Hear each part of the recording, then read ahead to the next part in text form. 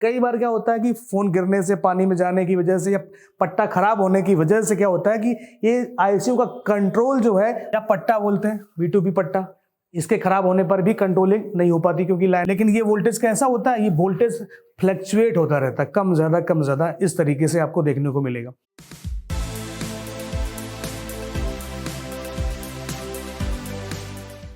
Hello friends, welcome to Future Net. मैं पंकज कुशवाहा। तो आज की इस वीडियो में हम लोग जानने वाले हैं कि सैमसंग के जो फ़ोन आते हैं उनके अंदर नेटवर्क समस्या आती है, और नेटवर्क समस्या में एक समस्या है हाफ फ्लैट मोड।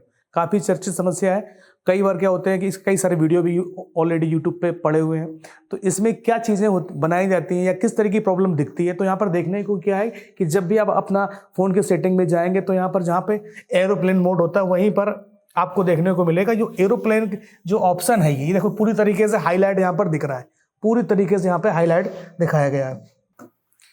तो एरोप्लेन मोड है वो पूरी तरीके से हाईलाइट है, यानी कि पूरी तरीके से दिखाई दे रहा है। लेकिन कुछ फ़ोनों के अंदर समस्या कैसी आएगी कि जो फ्लाइट मोड है इसका आइकन ना तो पूरी तरीके से हाइड होगा, ना पूरी तरीके से क्या नाम करके हाईलाइट होगा, यानी कि बीच में हल्का सा डिम टाइप का रहेगा। तो इसको बोलते हैं हाफ फ्लाइट मोड की समस्या। जैसे यहाँ पर देखते हैं, ये देखिए ये प्रॉपर तरीके से है और ये जो है हाईलाइट नहीं हो रहा है, लेकिन ये क्या है, इसके बीच का है। तो ऐसी अगर समस्या सैमसंग के अगर फ़ोन के अंदर आती है तो क्या कहेंगे उसको, हाफ फ्लाइट मोड की समस्या। तो इस समस्या को अगर हमको सही करना है तो पहले इसका रीजन जानते हैं कि समस्या कहाँ से आती है। तो आगे बढ़ते हैं। तो यहाँ पर देखते हैं कि पहले CPU, और CPU से पता ही आपको प्रोटोकॉल यूज़ किए जाते हैं, 2GPFO या आपका 4GPFO, तो 4G क्लॉक और डेटा के माध्यम से।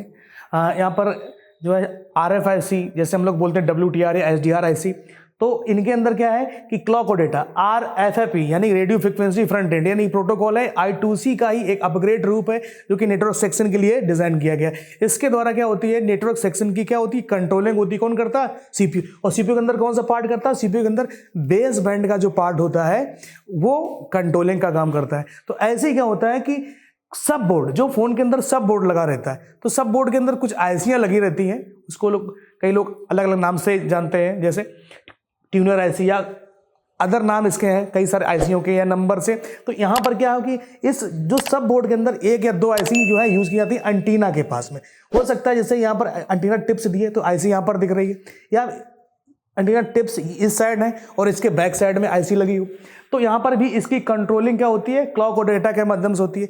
कई बार क्या होता है कि फ़ोन गिरने से, पानी में जाने की वजह से या पट्टा खराब होने की वजह से क्या होता है कि ये आईसीयू का कंट्रोल जो है वो CPU के अंदर जो बेस बैंड है वो कंट्रोल नहीं कर पाता, तो उसकी वजह से प्रॉब्लम हाफ फ्लैट मोड की आने लगती है।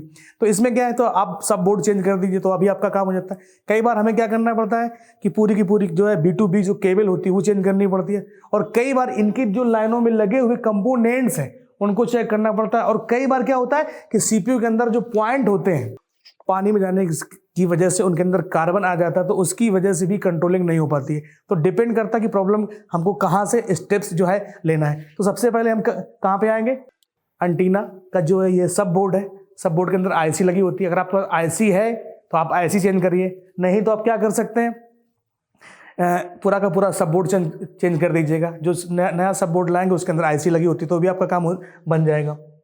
इसके बाद आप क्या कर सकते हैं, तो फर्स्ट नंबर पे क्या है कि हमारा सब बोर्ड हमको चेंज करके देखना है, करके देख लीजिए, या आईसी अगर आपके पास है तो आप आईसी को आप लगा के देख लीजिए। दूसरे नंबर पे हम क्या चेक करेंगे, B2B केबल या पट्टा बोलते हैं, B2B पट्टा, इसके खराब होने पर भी कंट्रोलिंग नहीं हो पाती क्योंकि लाइनें यहीं से जाती हैं। इनके लाइनों पे क्या लगे रहते हैं, रजिस्टर लगे रहते हैं, देखने को मिलते हैं, और ये लाइनों पे 1.8 वोल्टेज देखने को मिलता है। लेकिन ये वोल्टेज कैसा होता है, ये वोल्टेज फ्लक्चुएट होता रहता है, कम ज़्यादा इस तरीके से आपको देखने को मिलेगा। ओके, क्योंकि कंट्रोलिंग है। तो अब ये हो गया। इसके बाद भी अगर समस्या यहाँ पे सही है तो इन पे क्या है कि हम ये रजिस्टर को हटा के, ये से रजिस्टर यहाँ पे लगाइए और एक रजिस्टर इस लाइन पे लगा हुआ है, तो जब हम इस रजिस्टर को हटा देंगे, जब यहाँ से हट जाएंगे तो बीच से गैप हो जाएगा, यहाँ पे बीच में लगा रजिस्टर। तो आप यहाँ पे चेक कर लीजिए GR वैल्यू, कहाँ पे GR वैल्यू, इस पे चेक करिए, इस पे चेक करिए। यहाँ पे अगर GR वैल्यू आ रही तो यानी कि ये आईसी से यहाँ तक की लाइन क्या है, ओके है। अगर यहाँ पर GR वैल्यू नहीं आ रही, यहाँ पे नहीं आ रही, तो यानी कि प्रॉब्लम कहाँ के, CPU के अंदर जो पॉइंट है इन पे क्या लग चुका है, कार्बन लग गया है। तो इस तरीके से आप जीआर वैल्यू चेक करके भी कंफर्म कर सकते हैं कि समस्या सीपीयू रिवॉल्व करने से सही होगी या फिर नहीं होगी। अगर इधर जीआर वैल्यू नहीं मिल रही है तो आप समझ जाएंगे कहाँ पे समस्या है, सीपीयू। आप सीपीयू को क्या कर सकते हैं, आप रिवॉल्व करके जो है सही कर सकते हैं इस समस्या को।